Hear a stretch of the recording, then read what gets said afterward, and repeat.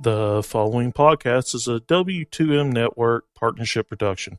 Visit W2Mnet.com for all of our other great podcasts, plus news, reviews, articles, and opinions from the worlds of wrestling, video games, football, and entertainment. You are listening to the Jobbers Court Podcast, part of the W2M Network. We're a podcast for wrestling fans old and new.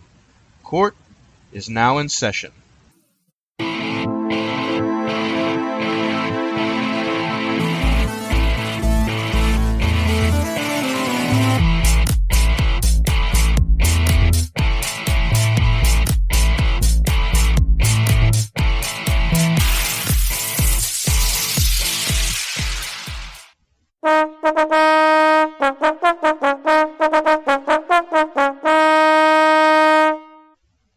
Hello, welcome back to Jobbers Court. We're off a hiatus. Man, between life and busyness and the closing of the fiscal year, it's been a tough time to get all three of us together just to get this recorded. You know, you got one person enjoying a tropical paradise, the other one's been busy with work, and I myself have to manage a bunch of monies and stuff, and so man, life sucks sometimes.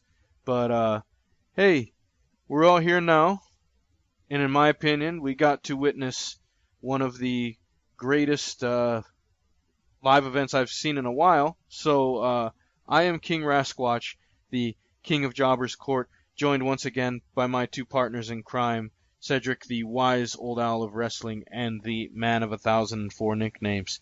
Man, how you guys been? It's been a little bit. Hey, I'm howking loose here on a tropical island out in the South Pacific, so I really can't complain. It's nice and sunny, and it's not 30 degrees in Alaska. It's 92 degrees in Guam. Those big ass birds try to dive bomb you yet? I love those things. I actually haven't seen anything bigger than like a little small robin. Wow, when I was there, man, they had these big blackbirds, and they'd try to take you out whenever you walked around. They were crazy. I carried a tennis racket with me. Actually, now that you say that, I did see a blackbird dive bomb a butterfly, but it really wasn't that big of a bird. But maybe that's the same thing you're talking about. Maybe I'm just that much of a man that they just didn't seem that big. Did the butterfly put him over? Did you put the bird over? But that bird put that butterfly in his stomach. Oh. Anyway, Cedric, I guess we're gonna have a good discussion here today about Backlash. Before we do, what you been up to? Not much. Just trying to keep up with wrestling, with life, and just not doing too good with either one, but hanging in there. Rough, yeah. Getting the feathers a little bit ruffled, if so to speak, but kind of hanging in there. I'm just envisioning a few like bald spots. That's not a bald. That's not a bald joke, but you know. Just, I was gonna say I shaved my head on purpose. I'm not bald. You should grow hair just to prove a point. I did for about 2 months, and it was so weird. I felt like a hippie once it got a half-inch long. I went from an owl to a bald eagle. Yep. Nice. All right.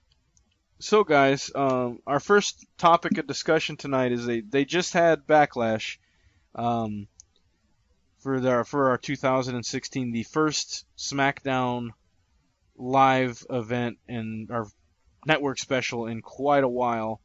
So, I wanted to get you guys' opinion. Obviously, we're not breaking down match by match, but this was the first Backlash since 2009.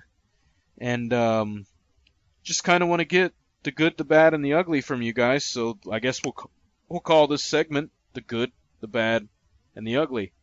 Cedric, what you got? I'm the good guy, by the way. I'm not gonna be I'll be bad, but I don't want to be ugly. But I could be a 3. Anyway. I'll take the ugly. I got no problem with that. Well, I thought that was kind of obvious. Well, yeah. Oh no. Oh, that's like a fat joke. Nice work. He said the good, the bad, and the ugly, not the bald, right? Not the bald, the bad, and the ugly anyway. And no, I'll be the bald guy. Bald is beautiful. When we need the bald, we'll come looking for you. Continue. Okay. I'll be honest with you guys. I sat through the whole show, the pre-show, and the actual main event. it was a good show. It wasn't the best show I've seen so far this year. I think we probably had better, but to me, it truly shows why Raw right now is the main show, because so at one point I felt like this SmackDown Network special feels more like a prolonged commercial-free episode of SmackDown. So it was good, but it wasn't something excessively good. To me, I think the whole Daniel Bryan, Shane McMahon starting every show is getting old. I think it's more of the same that we saw before with the Authority. So to me, that was a little bit off. The women's match, the whole 6 women representing a division, and even the fights leading to this 6-pack match, it was just more of the same, and you could just tell, in my opinion, the lack of star power in that group of 6 women. Miz and Dolph, amazing match up to the end. I know why it happened the way it happened, but that was an amazing match. I really enjoyed that match. But the ending, I could not stand it, and I could not stand the comments after the ending from the commentators, especially on the pre-show table. And talking about the main event, Dean and AJ Styles, up to this point, the way they were showing AJ was more of a comical way until the last SmackDown before the pay-per-view. And during the actual network special, it was just amazing to see how great these two told a story in the ring.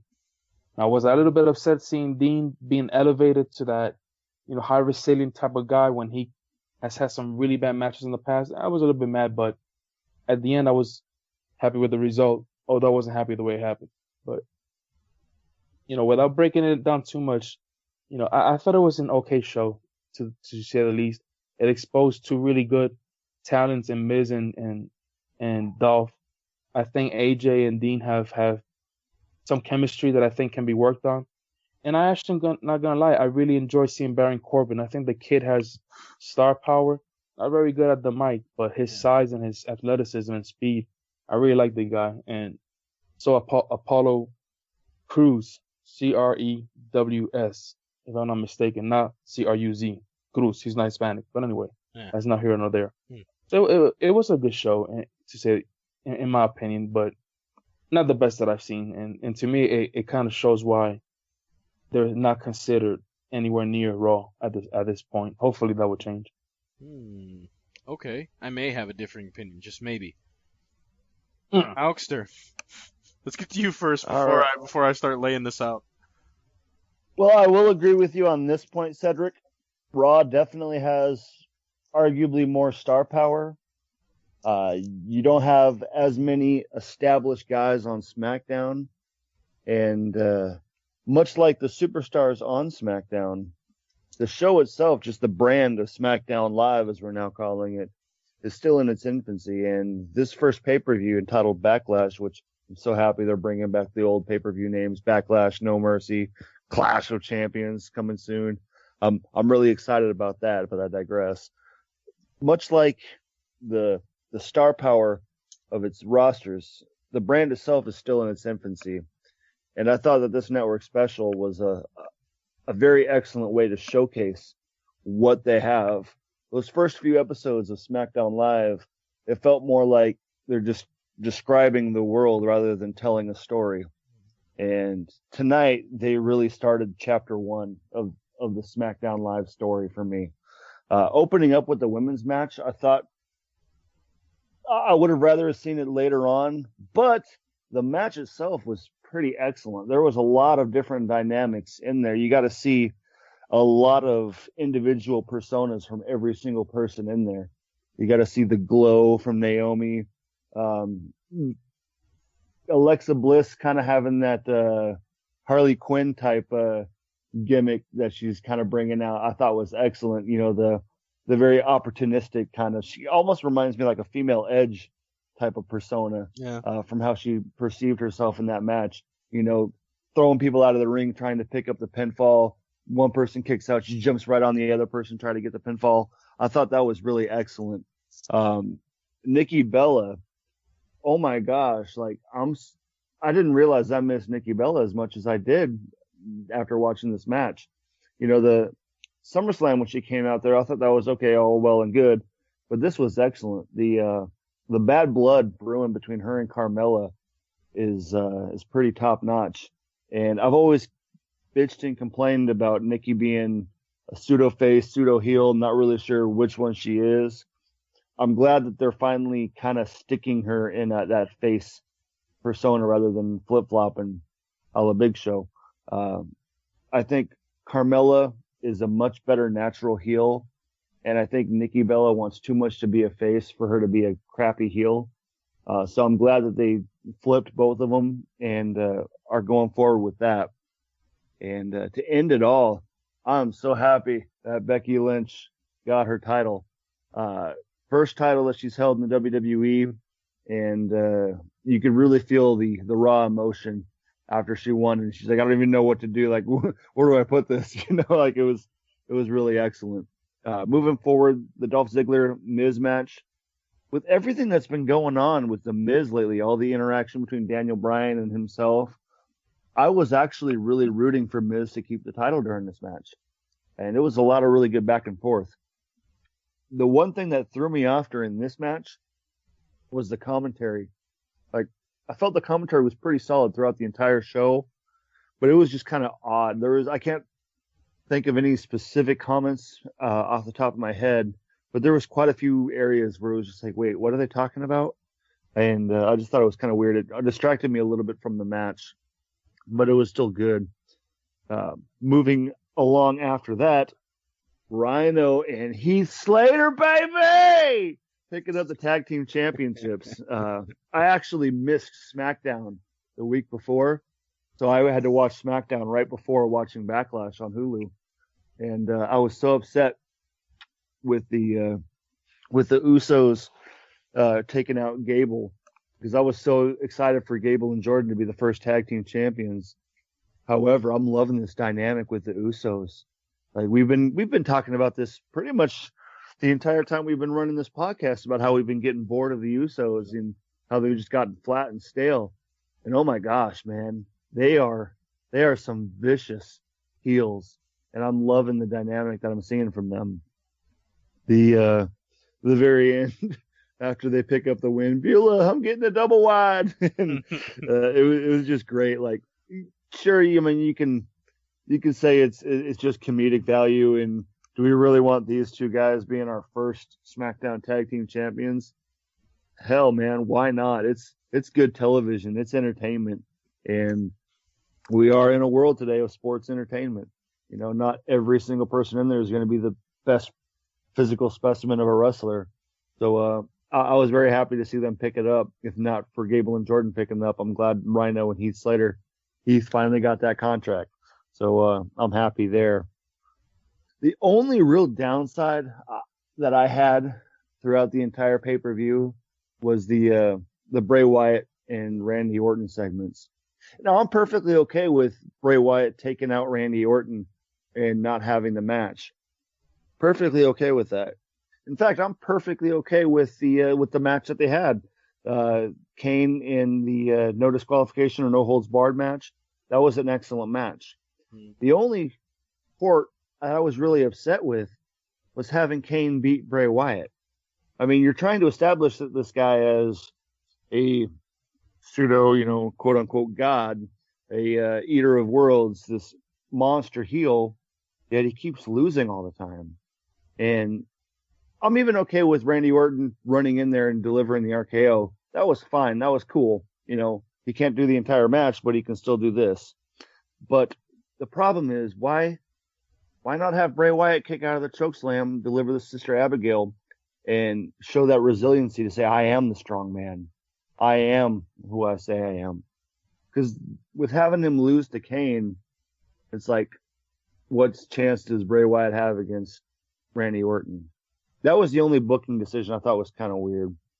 And in the final main event, I really enjoyed the entire match overall. AJ Styles, sure, he's got that sense of entitlement, but he's also backed it up throughout his career. And I love how they've showcased his entire career. Like even on Talking Smack, they even mentioned TNA. Like, oh my gosh, they mentioned TNA on a WWE product. And I just really like what they're doing with him so far.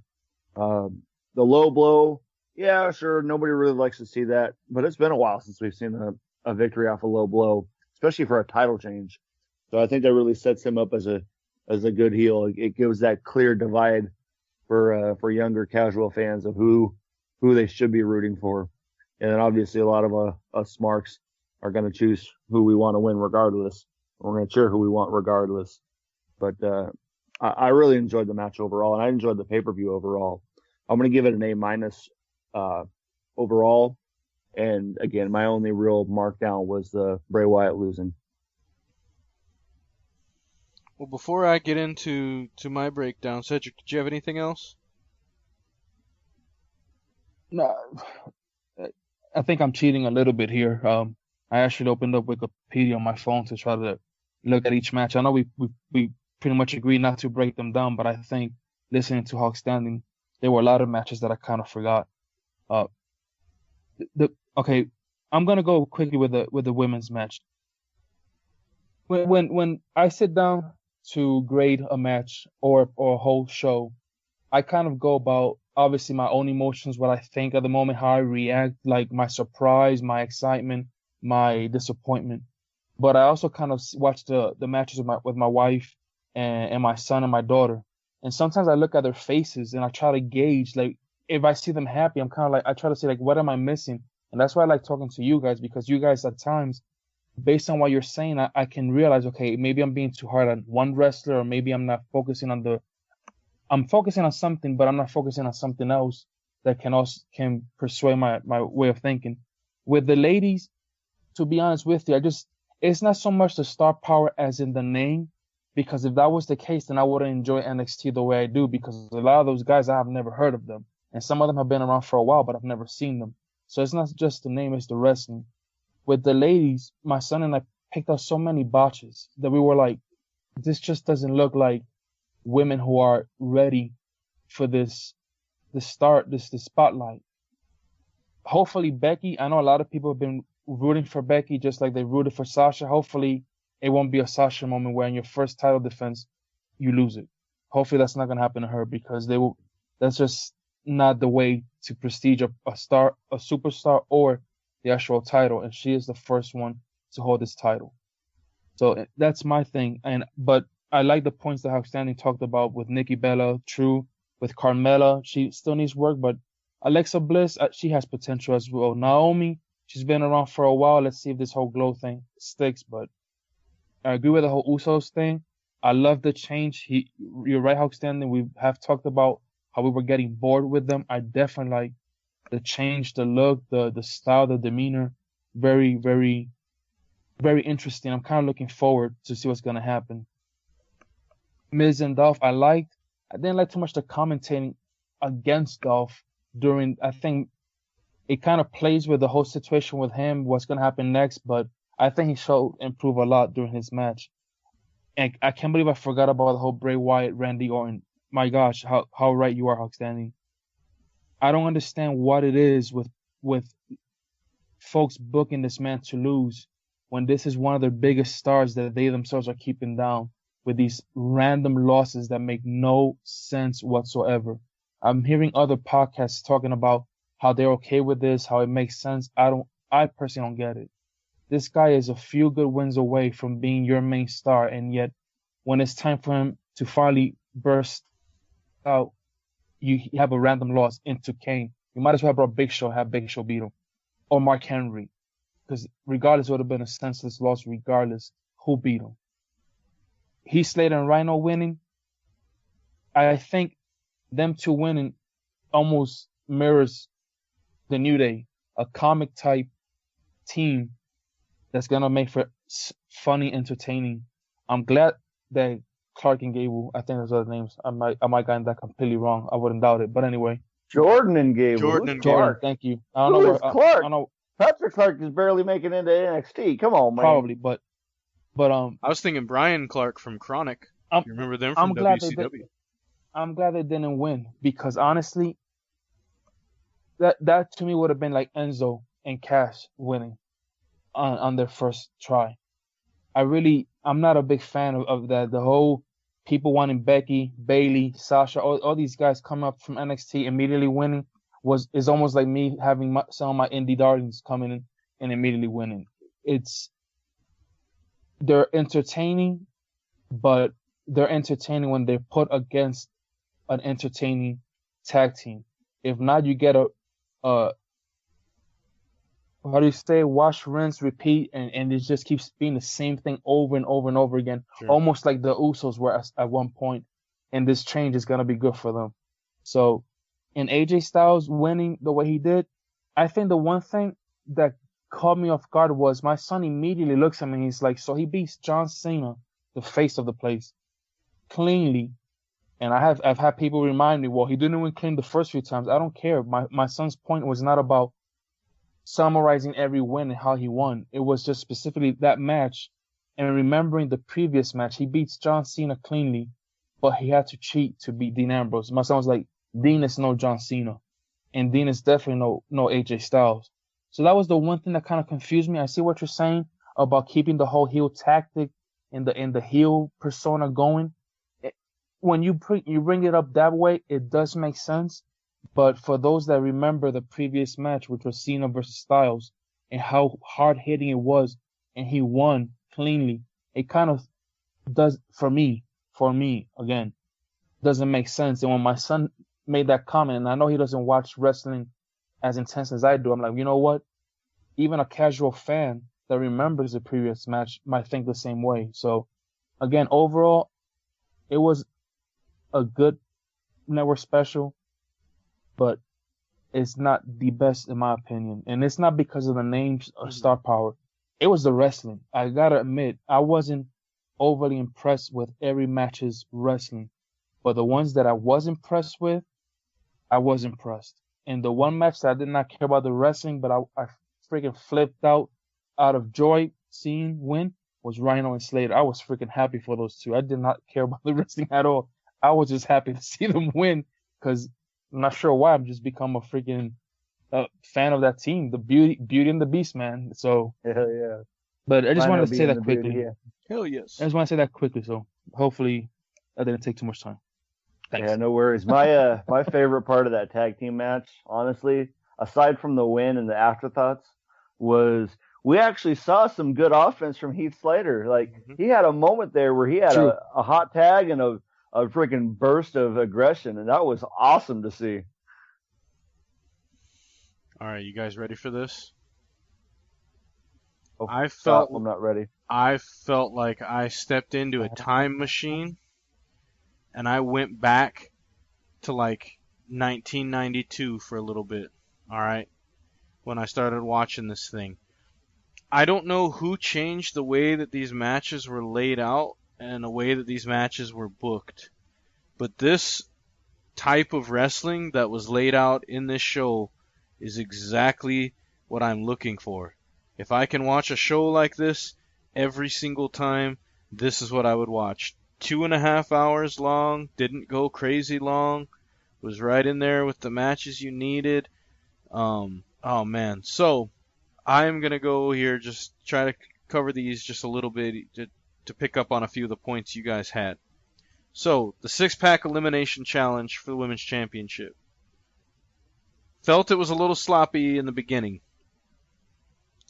There were the spots where the ladies just kept throwing each other out of the ring over and over and over and over and over.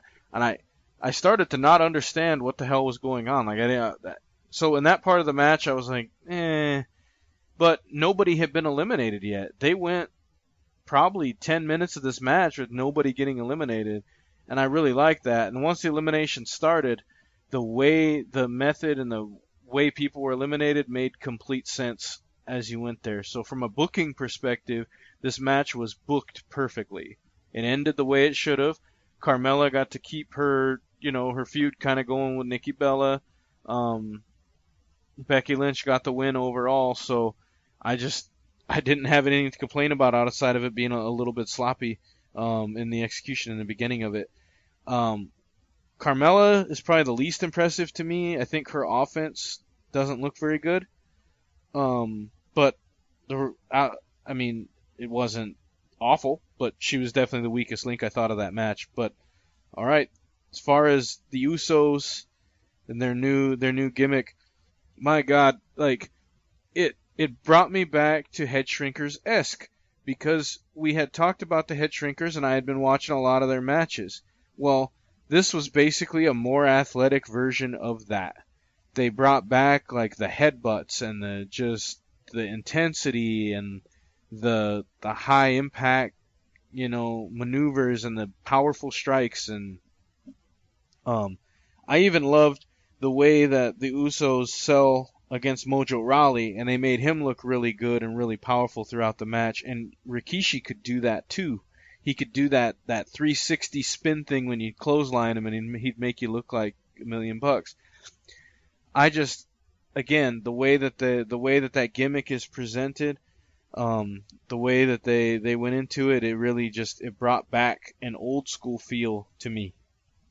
Then we got to see The Miz versus Dolph Ziggler, which I don't know if you guys thought it was that good, but it was a match of the year candidate for me, and it might have been one of the best matches with an old school feel that I have seen in probably 5 or 6 years. Watching this match, it was like someone had booked it in 1988. There was maybe one high spot that I can really think of, and both these guys are athletic and could do spots whenever they wanted to. The ending was totally reminiscent of Sensational Sherry using the arrogance on Jake the Snake Roberts for the victory for the model Rick Martel over Jake the Snake. Ended in almost exact fashion, the perfect way, in my opinion, for The Miz to have won that match. I didn't want him to beat Dolph clean. I wanted him to keep Dolph a little bit stronger, and the fact that he had to cheat to win made complete sense, and it keeps this Intercontinental Championship run of his going on. Bray Wyatt's beat down of Randy Orton. Now, in case you didn't know, it seems like it appears Randy Orton hasn't been cleared primarily because of a concussion he suffered after the attack, with Lesnar, and he got a legit concussion after he got sliced open from that elbow. So that's kind of why he's been kept on the sidelines. We can discuss that in a few minutes. But yeah, if there was a low point in this entire event, it was the fact that Bray Wyatt lost to Kane. Understand why they did it. I don't like the fact that it happened, though. I could see Randy Orton having got himself involved in the match, RKO'd him, but then Bray still somehow manages to get a victory over Kane. Heath Slater and Rhino, again, felt great for these guys. Good match. I thought everybody performed pretty well in this one. But there's not much else to talk about besides what you guys have already covered. And then finally, AJ Styles versus Dean Ambrose. I was talking to a friend of mine the other day about this, and I think it has happened. I think that AJ Styles may be the greatest wrestler I've ever seen in my life. Overtaking Bret Hart, overtaking Shawn Michaels, overtaking Kurt Angle as an in-ring performer. He might be the greatest that I've ever put my eyes actually on. The matches that he's had, not only the stuff I've seen from Japan, his stuff from TNA, but the stuff that I've seen recently on these last few specials, he is one of a kind. And I don't think there's anybody in professional wrestling right now that is better than he is. Just wanted to say that. The way the match ended, you don't get to see the ref going down hardly anymore. But in the late 80s, early 90s, this was a typical championship spot. And potentially sets up for something obviously down the road with these two again. And these are the types of things that keep feuds together. When AJ can win, but not win clean. And now you made a comment, he beat John Cena clean, but it required him to cheat to beat Dean Ambrose. He didn't have to cheat to beat him. AJ could have, but he had an opportunity to beat him, so why not take it? Who's to say he still couldn't have beat Dean clean? Think he could have, but he chose the low road. That's what heels do. And really, to me, that only built on the persona that he took advantage of the situation and decided that, hey, I'm going to go ahead and hit him with a low blow and let's just get this over with. I'm tired of this guy. He's given me a lot more than I wanted, and let's get out of this match. John Cena, he didn't have that opportunity, but I guarantee if that opportunity would have been there as a heel, you take it. So, my 2 cents, this was an A show. I would watch it again, for sure, no doubt about it. And it would be one that if you're an older school wrestling fan and you hadn't watched wrestling in a while, I would invite you over to watch this one, because I could say, even though it's the modern era, I was very proud of this network special. Whew. I was waiting a while to get that one off my chest. No worries. And I think you pinpointed a lot with the finish there. I mean, look back at some of the best moments of the Attitude Era. How did Triple H win most of his championships? With a sledgehammer. Via low blow or via the sledgehammer when the ref was down. Look at Edge. Look at CM Punk, the voice of the voiceless. How did he win the majority of his matches? By interference, at least WWE wise. I thought it was really excellent. And I wouldn't say that to me was the show-stealing match. I would agree that the show-stealing match probably was the Dolph Ziggler and Miz match.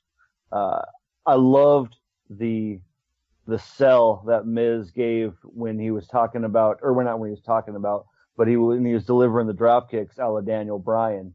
Yep. And I was actually waiting for a yes lock to pop out there. And I'm going to keep my controversy here. I'm going to say that Daniel Bryan might get one more match. I'm really hoping and praying that Miz keeps his title all the way to WrestleMania and we see one last match from Daniel Bryan versus Miz. Cedric, any comments based on what we've had to say? I guess we all see things differently. I can't argue with all your comparisons with different years and whatnot. I guess when I have to start thinking about this whole, I guess I never said I was the know-it-all owl. I think it's more wise because of age and common sense approach to certain things. But I have no argument with the comparisons to different eras and whatnot. What better than to bring nostalgia in a new brand, so to speak, with SmackDown Live than bring something or formulas that worked at one point. There's nothing wrong with that. I think I teared up a little bit with the whole AJ Styles thing because I am a huge fan of this guy. Like I still remember the first time I heard of him. I'm in Germany, and I just happened to read something on this guy AJ Styles, and I'm like, I have to find out who this guy is. So I start buying DVDs from TNA, a company that I knew nothing about, and I'm just falling in love with this guy's work ethic and everything. This was his young years where he has just developed so well throughout these years. Like, he's gotten older, a little bit slower, but some way, somehow, the guy to me is better than he was before. The one thing I would say about the finish with him is, you say that who's to say they couldn't beat him clean and he just took that route, which he didn't have with Cena. I really think they built Ambrose so resilient during this match. Like, the hits that he was hitting AJ with was so much harder than what AJ was hitting him, and AJ was just selling it that way. That at one point my son was like, what's going on? Like, why the flip flopping? Like, why are they making Dean look so strong when in the past certain matches he just did not look that strong? Even with Ziggler, he looked that much stronger than Ziggler did. So at one point I felt like this is the only way he's gonna beat him. Like, in the world of wrestling, this is the only way he's gonna beat him, by doing this low blow. With Cena, I felt like that elbow was gonna be the finishing touch, and I was just amazed when he won clean. So I guess we all see it different, but I still can see where you guys are coming from and enjoy your perspective on it, and it makes me want to watch it one more time and see if I can see things through your guys' eyes. Hey. But I agree. I agree with what you said with Ziggler and Miz. That was a really, really good match, and I'm glad they had that match, because anybody who talks bad about either one of these wrestlers for no particular reason, how can you talk bad about them after that match? That was a really good quality match. I'm not happy with the ending. I understand why, but the match itself was amazing. The girls, I agree with you, was a little bit sloppy, and obviously the people who are big fans of Becky Lynch, even myself, I'm glad the girl won. Finally, darn it, she won. But it was a little bit sloppy, but it told a story. It told a story, and they can still continue on the individual rivalries as they continue on the next few weeks of leading up to the next pay-per-view.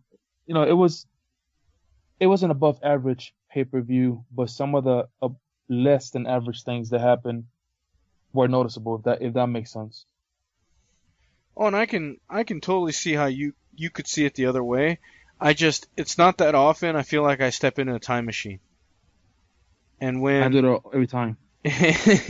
and when a network special can bring me to that point where I go, what year is it? Like, like, God, I haven't seen this angle, or I haven't seen this, since such and such. Like, and it's funny, I relived the Sherry Martel, Rick Martel, Jake the Snake thing. I relived it when that happened. When Maurice did that to Dolph Ziggler, that instantly popped into my head. I resaw that in my brain, and it instantly brought a memory back of that feud. And when wrestling can do that to you, like, that's powerful. And I will never forget the match that Miz and Dolph Ziggler had in my life because of it. Just like I've never forgotten the Rick Martel, Jake Roberts story. Never, ever, Ever. we gotta try to pick a pay-per-view or network special where we can all sit down in our respective homes and watch it together. Because again, I think for me, I love seeing that with my family. I love discussing it with them. They definitely have become more vocal, they've expressed more interest in this podcast and helping me out get ready for it with their comments and stuff. But I know sitting down with you guys will be like that more expert commentating, if you will. Like when we sit down together, they give me their perspective, raw, no comparisons to different eras or nothing. With you guys, I know it will be sitting down watching it together, and even when I have my doubts, you guys will be, hey, remember this or remember that or something. So you gotta definitely do that in the near future. I think what would be powerful is if we went back to the 80s and we watched something from the 80s WCW, and then we watched something from the 80s that was WWF, and then down the road sometime we watched something in the early 90s versus late 90s, and then even into the 2000s, because the way wrestling has changed, it's crazy. But I have such a memory for angles, and if you can get me to reminisce about an angle, like, you got me on the match pretty much, because I'm gonna relive a previous angle and go, man, I love that, I remember that, and this reminds me of that, which makes me instantly like it. It's like it's like when I'm listening to a song and I hear a bass line I really like. As soon as I hear a bass line in a song that I really enjoy, I'm gonna like the song because I like the way the bass guitar sounds, or it reminds me of another song that I like. It's once you do that, you've got me hooked. You've got me hooked in the match, and I'm gonna like it. So, yeah, I don't know what more there is to say about Backlash, but it's hard for me to admit after all these years. I love you, Bret Hart, but I honestly do. I think AJ Styles may be the best wrestler I've ever seen, and I think it's come to that point. And it's a friend of mine said the other day that and he's watched wrestling a long time too, and he's only seen maybe 10 AJ Styles matches in his whole life. But he was like, this guy's the best wrestler I've ever seen. He's like, I've seen The Rock, I've seen Stone Cold, I've seen Bret Hart, I've seen Shawn Michaels, I've seen Kurt Angle, I've seen Eddie Guerrero, I've seen all these guys, and he said to me, though, AJ Styles is the best wrestler I've ever seen. And that speaks a lot to me, and I think I'm honestly on board with that. I would be willing to admit that he's the best wrestler I've ever seen. You're welcome. I've noticed AJ do this 2 times in a match recently, where he'll get thrown into the ropes, and he'll spin out of it, or he'll push off of a wrist lock and just get right in the other guy's face and say, "I can do this all day." And every time he does that, I get goosebumps. And I think that just resonates more to what you're saying. I love it. Yeah, and I picture in my mind like him and Shawn Michaels, or like him and Bret Hart wrestling, and I just could not imagine what type of match they would have put on and the feel of it, because AJ Styles, I think, might be more athletic than either of those two guys. Even at his age, his age, I think. Honestly, when it comes to how much better he's getting with age, he's a lot like Shawn Michaels in that respect. Mm-hmm. Shawn Michaels was good in the 90s. He was really darn good in the 90s, but I prefer like 2006 to 2005 Shawn Michaels, 2006 Shawn Michaels, more than I do. After he got clean, yeah, more than I do 90, 92, 93 Shawn Michaels. Because they're more methodical in their approach to the wrestling game. Because right now, that's a great freaking comparison, because younger AJ Styles, it was fast paced. Yep. Sometimes it could get a little bit sloppy to a certain point. We haven't seen him. When he started wrestling WWE, he tried a few times what do you call it? Where I don't know what the name of the move is. I should freaking know, but he jumps off the rope, flips over the person, and does almost like a scorpion death drop to the person.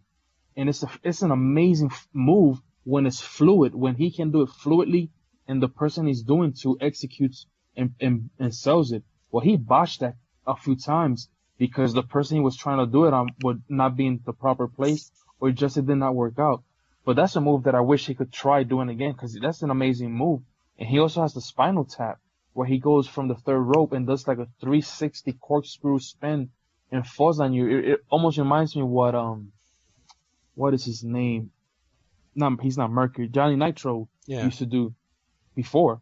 So he has Starship Pain. He still does that. Something like that, without doing the split off of it, but he would actually just jump almost like this guy that just came back, Neville did. I was gonna call him Pac, but that's his indie wrestling name. That's something similar. So he has slowed down a lot, just like Shawn did after he came back from his injury. But they're like the Michael Jordans, man. Once the jump wasn't there, once the flare of the dunks wasn't there, man, that beautiful fadeaway jumper was a killer. And that's the way they are. They just gotten better. They understand where their limitations are, but then with those limitations, new strength has come out. And I agree with you how every time he says that, I really believe he's letting people know straight up, like, I can play this game all day now. Let's get serious. And kudos to Dean. I'm not a big Dean Ambrose fan, but kudos to Dean. That was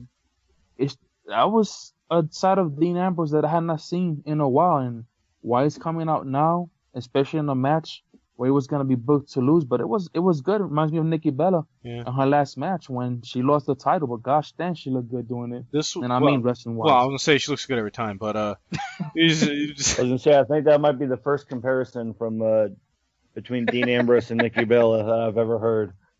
I think that this was the best Dean Ambrose match I'd ever seen as well. Yes, I agree. And I really liked his one with Seth Rollins back at what was it? I think it was Money in the Bank last year or something like that.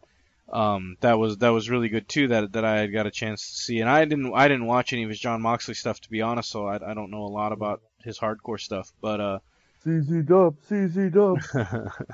I know that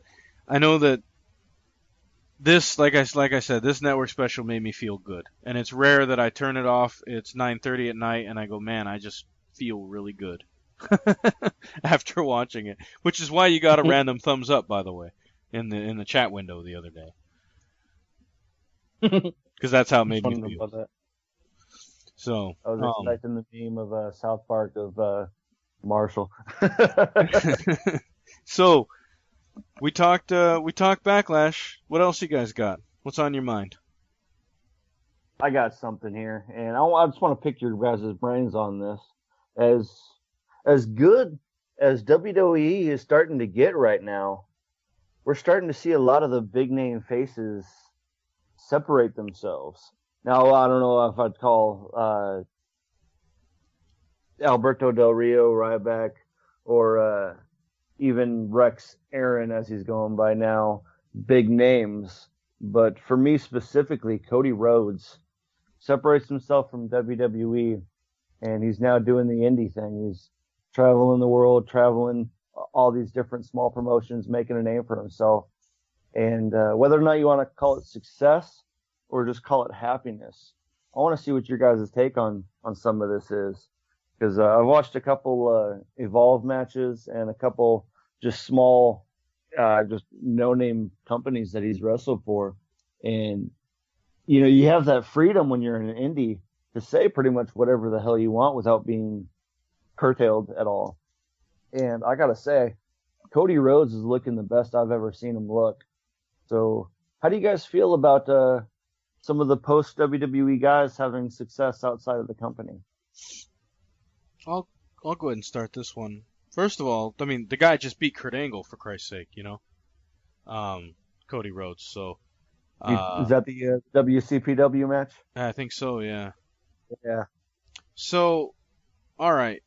Here's my thing with it. I think that when you get to a big company like the WWE, everybody in there can perform at a pretty high level. I mean, even the people that we make fun of saying they don't wrestle well, that they're green or whatever, if we were to go back and look at wrestling a long time ago, these guys would have been monsters. Friggin' Braun Strowman would have been, he would have killed King Kong Bundy back in the day. You know? He you know, it's just one of those things.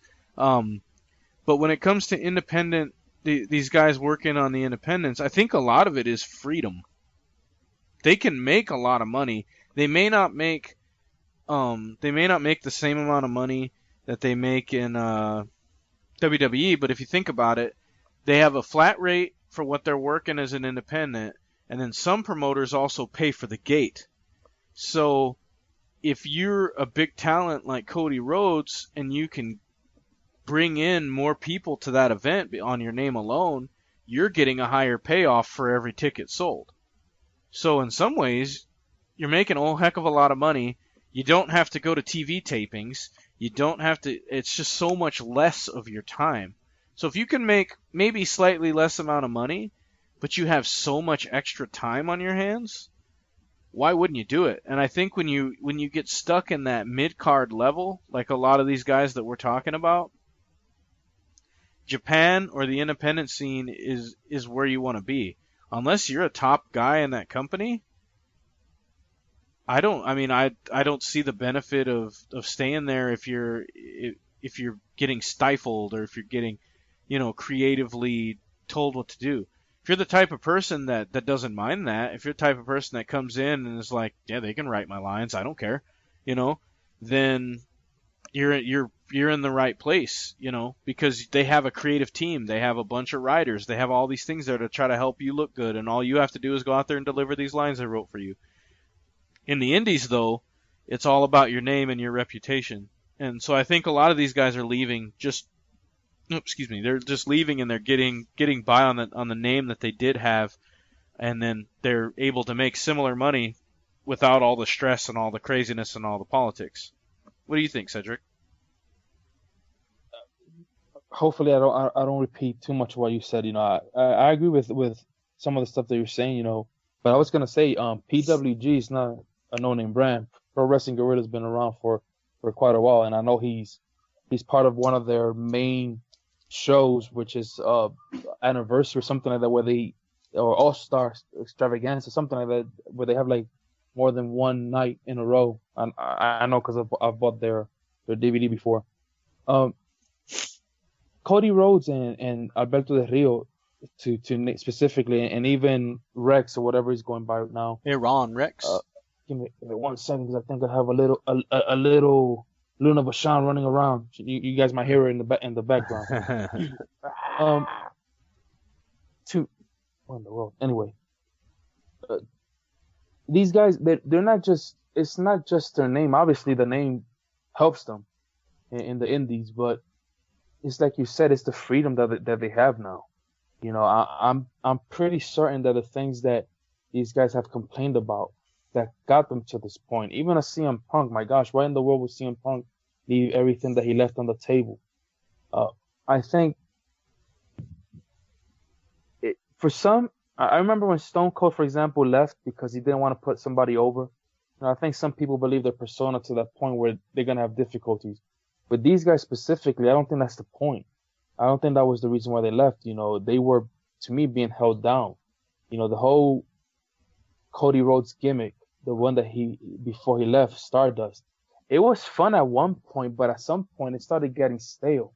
And when they added Ascension to it, oh my gosh, like I was just ready for it to be done. And then the random, what's his name? The big guy that's fighting now with the one that pushed Vince McMahon and got in trouble. Oh, Titus O'Neil. Thank you. When he got added to that, it just he wasn't being used right.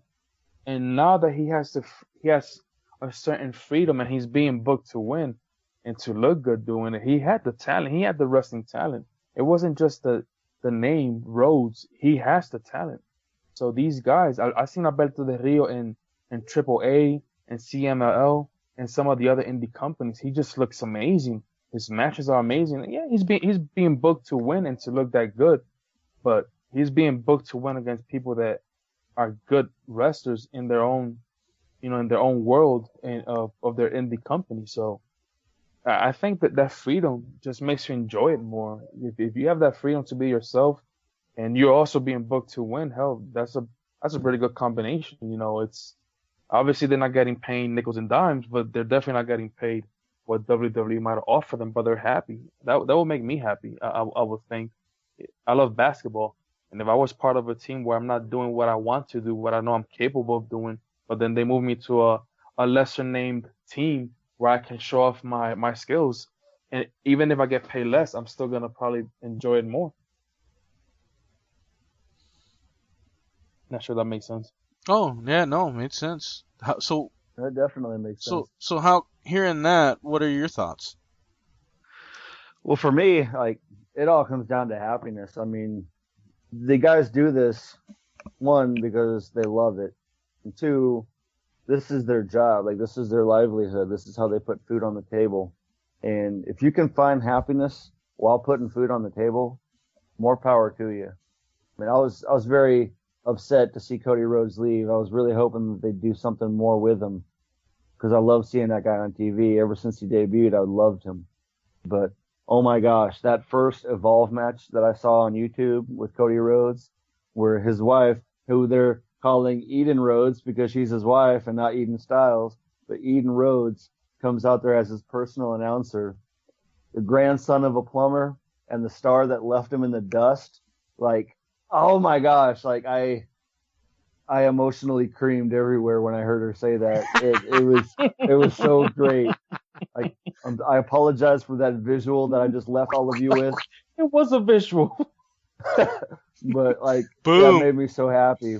And then to watch the match take place afterwards, he was actually wrestling Sami Callihan. Mm-hmm. And oh my gosh, like, it was so amazing. Like, this is the guy that I loved watching during the Legacy.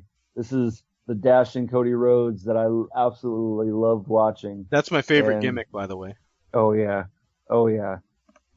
Man, I'm so happy to see him.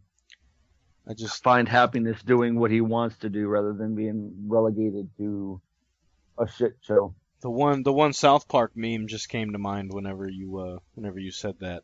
I know which one. So it's just, you guys think about that as you continue with your lives. Yep, that's what I was going for. I love you all. All right. Cedric, what do you got? You got anything? You want to talk about? I'll be honest with you. I think I drew a blank. I'm more here for you guys, but nah. If I have something to say, oh, by the way, thanks. I just want to say for no spoiler alert here. Hopefully, have you guys seen Raw this past week? Yes. I'm halfway through. I'm not done yet, so I'm just gonna mention what I saw. Sasha Banks, by the way, had her shoulders down as well. So that pin on Bailey, that should have been a double pin. Yeah, my wife actually called it the double pin. Yeah. I'm yep, just saying. So I'm a little bit disappointed that in the past, the commentators have been good on picking that up, but I guess they were told in their ear gadget, hey, disregard what you just saw. And then the sad thing is that they show the replay, and you can clearly tell both of them had their shoulders down. So really, in all honesty, unless something happens next Raw where they say, oh, by the way, little mistake, these two will have to face Charlotte for the title. Yeah, that's a blemish right now that needs to get fixed. And if it doesn't get fixed, it's a pretty big blemish on their part. And I must say, she might not be the most skilled wrestler out there, but was kind of happy to see Dana Brooke's character for one moment step up to the plate. I'm just happy to see Dana Brooke every week. Anyway, I'm glad what I'm seeing. Best gimmicks in wrestling. Yeah.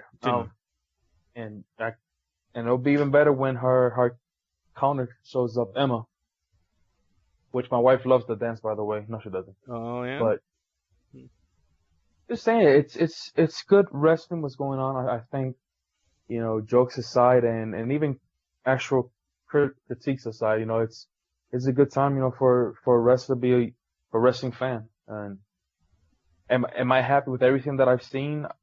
I'm not sure what you guys think, and maybe this could be a topic that you guys can discuss right now. I was happy to see Kevin Owens win. I've been a big fan of Kevin Owens since day one. I've followed him through the indies, but definitely been a big fan of his. I've heard people, me myself not being an athletic person, I've really hated hearing people who are athletic criticizing him for not having the body and in some way somehow bypassing his talent. Actually angered that he has the skill and the talent to do what he does, but doesn't have the body. That to me just doesn't make sense. It just shows the world that we live in, the superficial world that we live in, where the outside is more than what a person brings to the table. But I don't know, man. I had a little bad taste with him winning the way he did. Here's another situation where a heel wins with some heel tactics, but kind of wish that he would have had a much cleaner win to win the Universal title, especially after what happened to I was gonna say Prince Devitt, because today I'm having a hard time remembering names. Yeah, so I'll go with Prince Devitt because I do remember that name, but I cannot remember his name right now. Finn Balor. Thank you. You're welcome. Jeez, I owe you more than just a thank you. I'm gonna have to give you a Coke or something via Skype. Unlike Bailey, I'm not a hugger, so Well, see, I know we haven't done the podcast in a while, but come on, man. You got to get some of that alpha brain that Steve Austin's always talking about on his podcast. I'm gonna have to do something. DDP yogurt. Is that DDP yogurt or DDP yogurt? Yeah, the DDP yogurt's for your brain. Yeah, I need some DDP yogurt, but not that kind of yogurt. Anyway. Jeez, good lord, who even went there? So back to that South Park meme. Yeah, no. But yeah, I was happy for him, and I really like the way that even though he has his persona in the ring, when you go to Twitter on social media, you can see how happy this man truly is with his win. It's just a huge win for him. It's a huge win for AJ. It's a huge win for wrestling, for those indie wrestlers representing years and years of dedication. But for some reason, that just seeing him win the way he did, yes, it continues a storyline. But I don't know what you guys think, but to me it was a little bit cheap to a certain point. But right. I am happy for him though. I think he deserves to hold that title. I think it's just one of those wrestlers that is just wants to, they come around just every 10 or 20 years. He just might not have the body, but definitely has the mic skills, definitely has the wrestling skills, definitely knows how to play the crowd while he's wrestling. And even makes freaking Chris Jericho even look even better when them two together. And Chris Jericho just looks amazing. Chris Jericho's been on fire lately. He just keeps reinventing himself. It's just amazing how he just keeps, reinventing his persona at this stage in his career. But just what do you guys think about that win? Is it the same thoughts as AJ winning the way he did, or is there something different because it was Kevin Owens? but not taking away anything from Kevin Owens, because he really deserves this spot that he's in. And that's why he's the champ!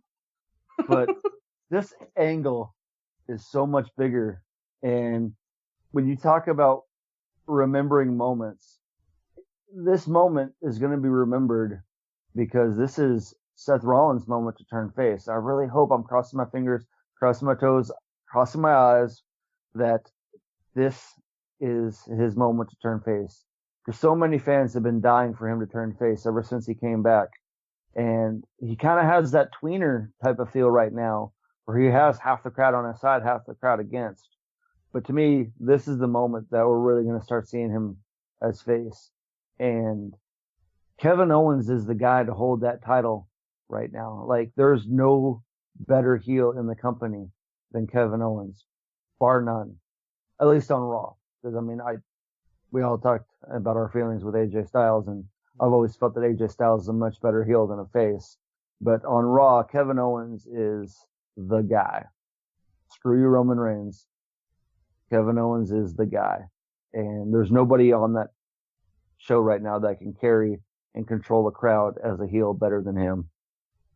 All right. For me, I think Cedric just doesn't like heels. No. Not everybody can be a face. This isn't the cruiserweight champion. Yeah, cruiserweight I'm more of a leg guy. Legs, that's face, but yeah, heels are okay.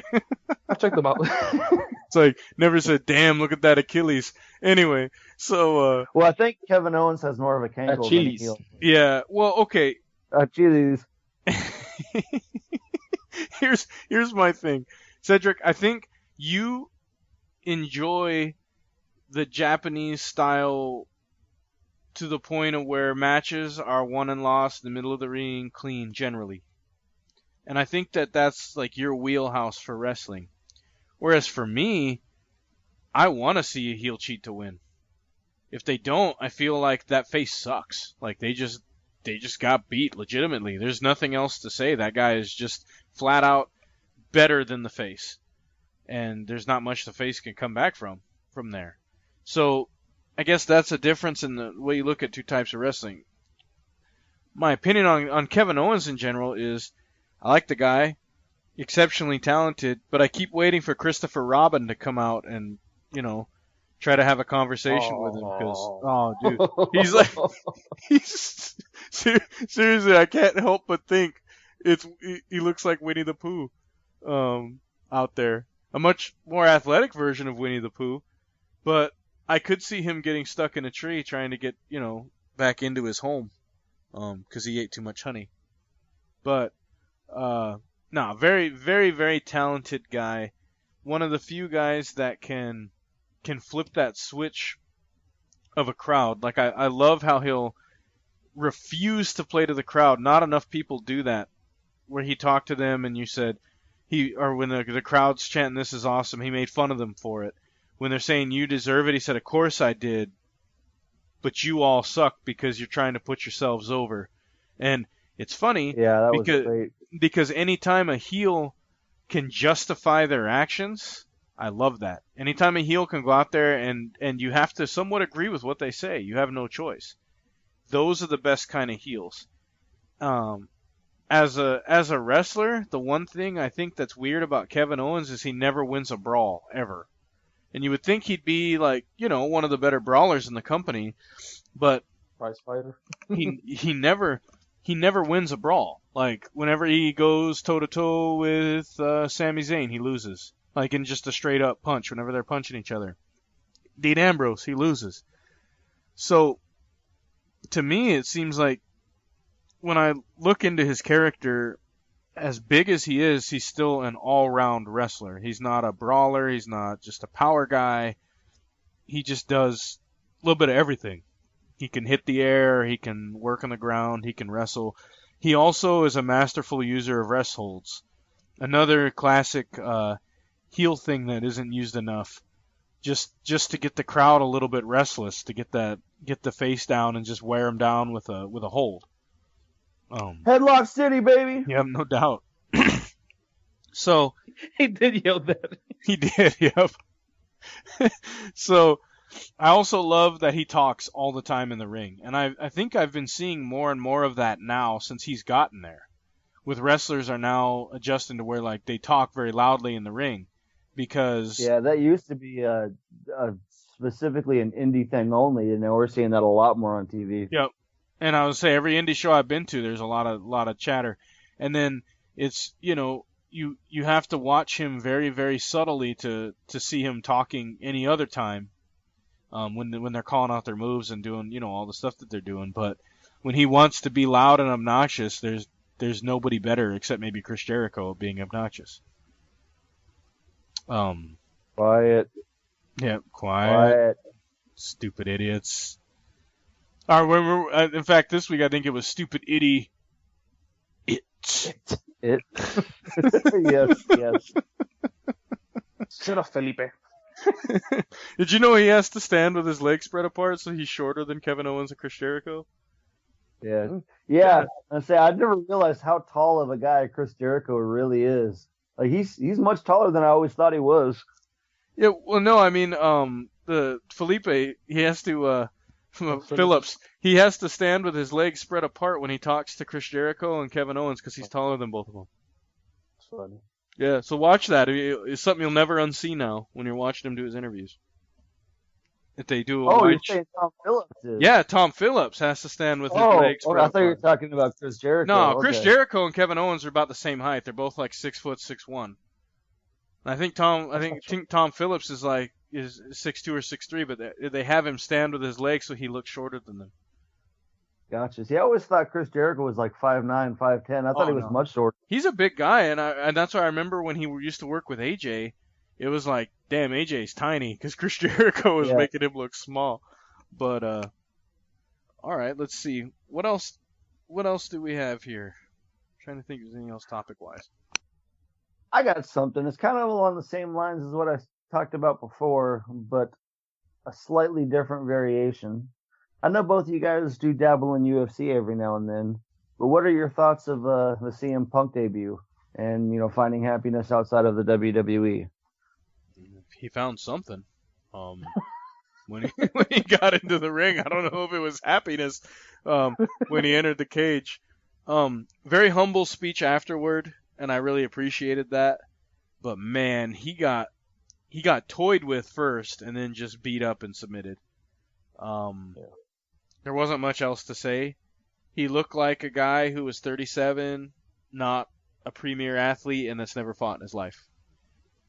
Kudos to him though. Takes nuts to get in there. Not just everybody's gonna do it.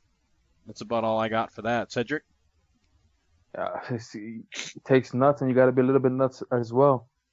I know the UFC did their best, or at least they tried, to not make it a publicity type thing, not be a gimmick thing. I know Mickey Gall said it. He's like, look, I want you guys to understand that this is not just a publicity fight for me, or a gimmick fight. I'm an actual fighter. And even Joe Rogan was having a hard time describing this fight as a legit fight.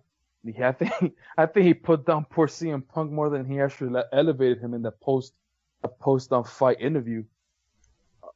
He was humble. CM Punk was humble in his defeat.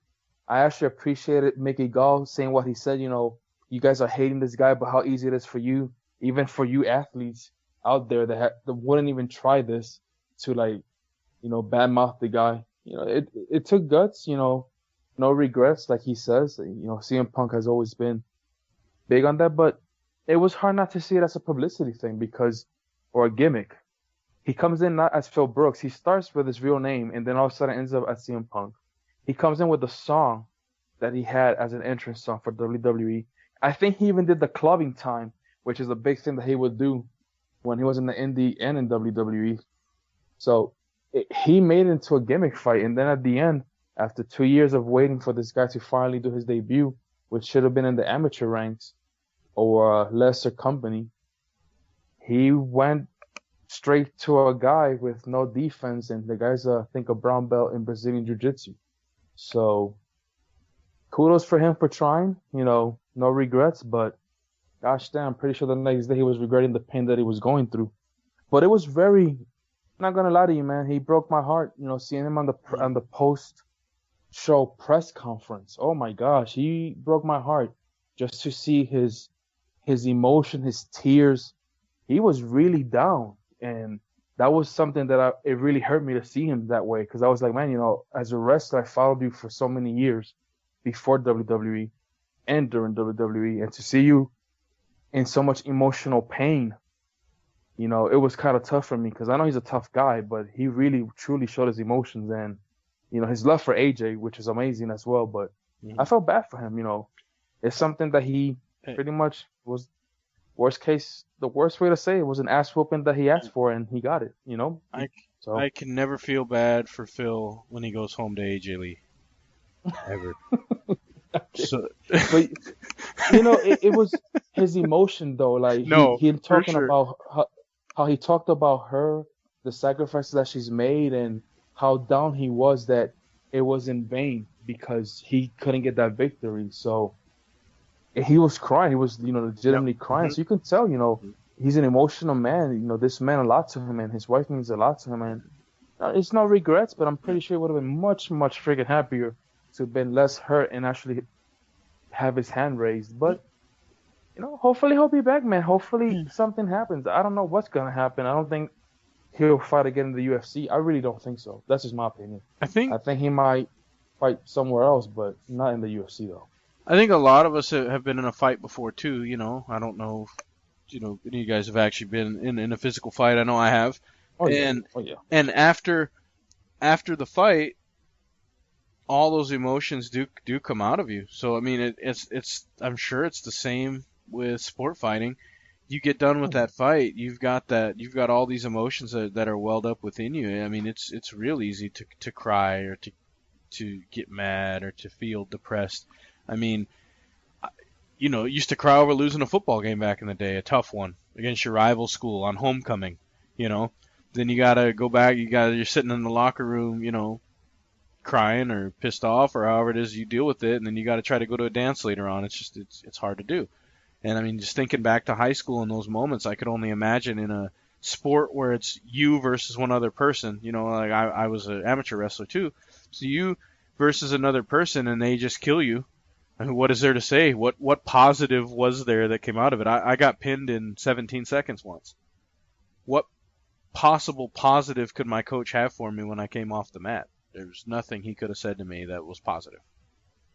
At least you're alive, thumbs up.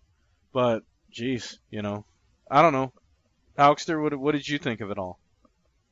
Well, there's two big things, or two big takeaways that I had from watching this fight. The first of all, actually, you know what? I'm going to add in a third one.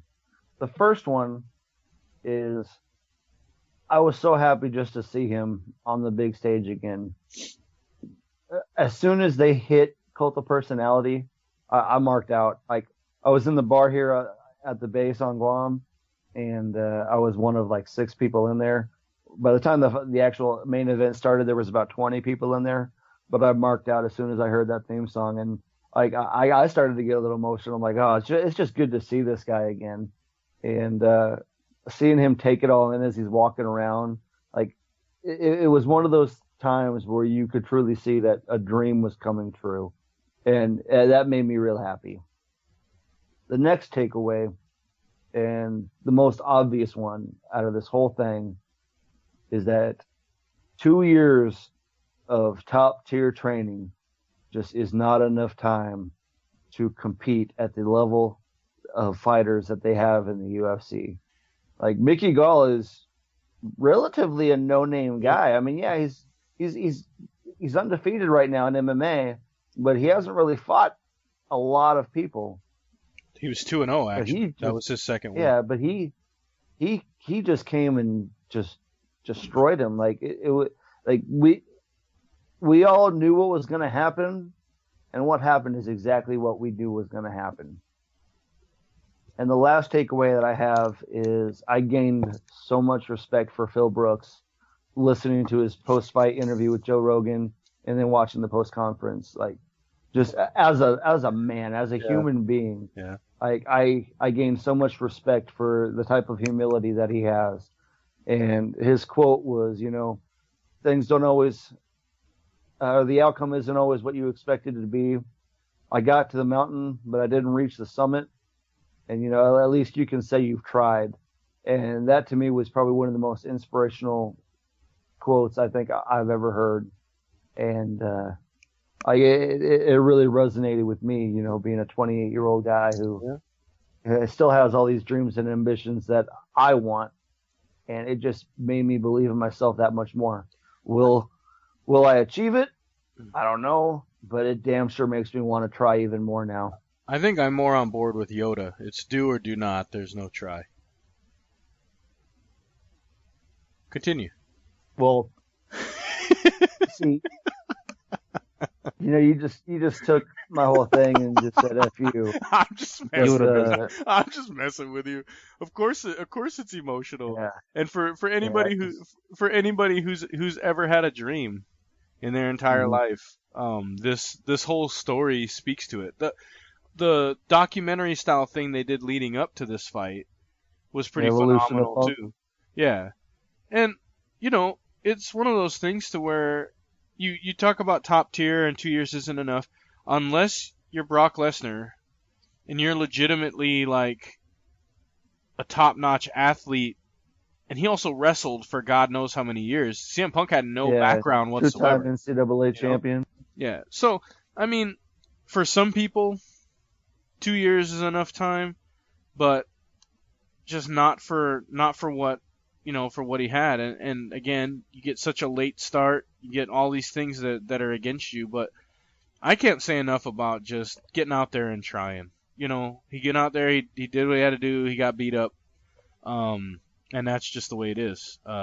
Is it something to where maybe he kind of scratched that itch? I don't know. Maybe it's something he'll want to continue to do, but I guess we'll have to see down the road. But no, with both you guys, I know I tease about it, but I get emotional and stuff like that too. And to me, I look at the sacrifices that you make in your life, and you take 2 full years and you dedicate it, and it doesn't work out. I couldn't imagine that feeling to fail, after 2 full years. I couldn't imagine it. And it's a sad story, but redeeming in the fact that at least he got the opportunity. So. Indeed. Well. Now enough of this real fighting. Let's get back to wrestling. Back to wrestling. You guys got? Yeah. Still good to me. I would say, I think for me, the only thing I was gonna say is, kayfabe isn't dead, guys, and SmackDown Live has revitalized it. I don't know if you guys have got to see too much of it, but the SmackDown show is nice and it's good and everything. But I honestly think I've been enjoying the Talking Smack that comes on afterward. And I wanted to see what your guys' opinions were on Talking Smack if you've got a chance to view it, and just what it's doing for the business. Well, yeah, it's kind of like how we talked about a little bit on the last podcast. Talking Smack to me is just as much part of SmackDown as the wrestling. And if you're not watching that, you're missing half the show. For sure. Because, I love they bring guys on there. You get to know their character because they're doing actual interviews. And, gosh, man, everybody gives Daniel Bryan the business, though, on there, man. Like, everybody's so mean to him all the time. All the heels are just so mean to him. But, Cedric, have you had the pleasure of viewing Talking Smack? No, I haven't watched it Oh, yet. man. I think I watched the one that they showed and re-showed on The Miz and him, and I enjoyed what I saw there.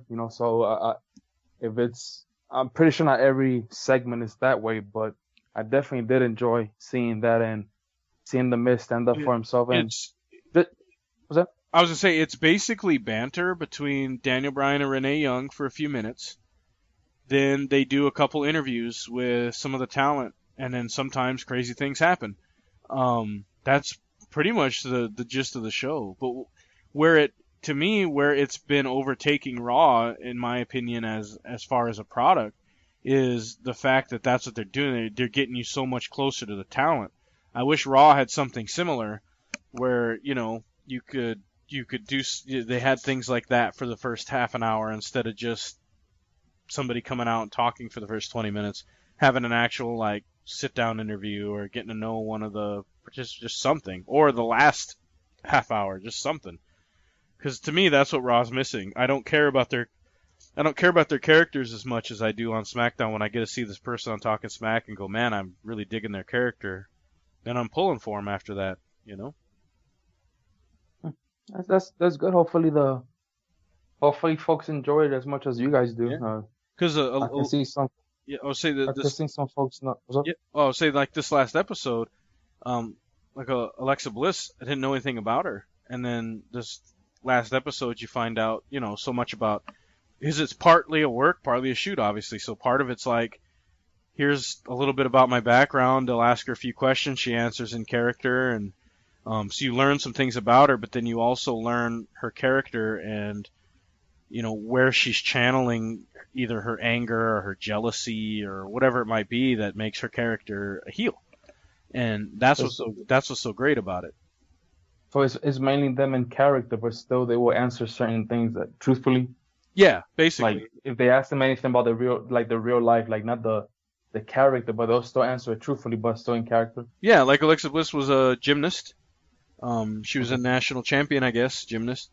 And so she talks a little bit about that, but then, she says, who could claim they're a better athlete than me? Nobody. She's like, is there anybody else a national level gymnast? Like, no, I don't think so. And that's cool. And they had Baron Corbin on there, and like he sits down and Daniel Bryan's like, hey Baron, how you doing? He's like, yeah, somebody had told me I had to be on a stupid show. So what do you guys have? And so then they start talking to him, and Daniel Bryan's like, hey, it's my favorite guy, and Baron Corbin's like, that's not true at all. I don't even like you. Like, and just the way he was answering, you're like, yeah, what a dick. But by the time you get to the end of it, like he just straight up says, he's like, I put people on the ground. Isn't that what my job is? I put you on the ground, you don't get back up. And Daniel Bryan tries to talk him through it, and he goes, no, I put someone on the ground, I beat them, and that's it. I'm not here for you to like me. I'm not here to pander to the crowd, and just getting someone's character like that, I really, really enjoy the show for that aspect of it. I guess from that perspective, it's good. It's for everybody who says that, oh, this is just fake. Why you guys watch it? That's a way to attract crowds. See them as real, even though it's all scripted. But seeing them as real is half the fun of being a wrestling fan. Just believing that it's real, even though it's not. That's half the fun. And if you can do that, then you enjoy the rest, in my opinion. Yeah. It's almost like watching a 5-6 minute podcast for the people, and the whole show is 25 minutes long.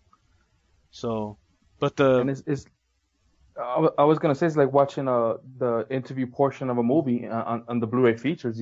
Yeah, it's amazing to see these actors and actresses talk about this character like it's real to them. Obviously, we watch a 2-hour movie, and that person might be on the screen for like 75% of that, but that doesn't include all the editing footage. It doesn't include the months and months and months of these persons like practicing, learning their lines, trying to learn a craft or a personality. So I could see it. Because if I'm missing out, I'm gonna start watching. I would, because when you're watching and you got Nikki Bella going halfway through an interview, and all of a sudden Carmella flies out of nowhere and starts beating her up. Stuff like that's crazy, and you're just watching it like, what the hell's going to happen next? Or Shane McMahon coming in and it's live, so Shane McMahon coming in to sit down, and Daniel Bryan had set his chair to the lowest setting, so Shane sits down and he's shorter than Daniel Bryan and looks up at him like, what the hell, and Daniel's just laughing about it. So Shane has this, just, it's the little things like that, but I love they bring the realism into it. Like Daniel Bryan's always talking about Renee Young and Dean Ambrose, because, they date or whatever. And so Renee Young will say something about Dean Ambrose, and he's like, well, of course you think that, and then she'll give him crap about it. But all right. Well, yeah, I'd say it's very, very hard to draw that line between what's reality and what's not reality. And to me, that's the beauty of the new kayfabe that we're seeing. Well, I know that to me, that I just wanted to get your guys' opinion on that, and I just kind of want to talk about that and how I think it's been great. But we've been at it for right around the 2-hour point, so I think it's about time that we call it a night. But I think that we definitely need to sit down and we need to find something. Heck, I'd even love to see your guys' thoughts on like WrestleMania 1 or WrestleMania 2 or something, and watching it together. Just to talk through it. I think that would be an interesting show. Mm-hmm. But anybody got anything else I'm before ready. we take a break? I'm ready, willing, And Broken Gable. and I'm not gonna say it because my last name isn't Gable. I'm ready, willing, and hunkable. Wait, that sounded dirty. Wow. Good lord. He's hunkable. He's a hunker. He's a big hooker. Yeah, here we go. But yeah, good show, everybody, and can't wait till we talk next time. All right, gents. It's been fun, guys, as always. Appreciate it. This is the Wise Old Owls therapy, so. Yeah, well, this is going to be King Rasquatch signing off. Just want to say, give us some feedback. Let us know. We say this every time. Keep giving it to us. And if you want to be on the show, let us know. Gladly have you on here as long as you can keep up and talk some wrestling with us for a couple hours. So thank you guys very much. And until next time, court's adjourned.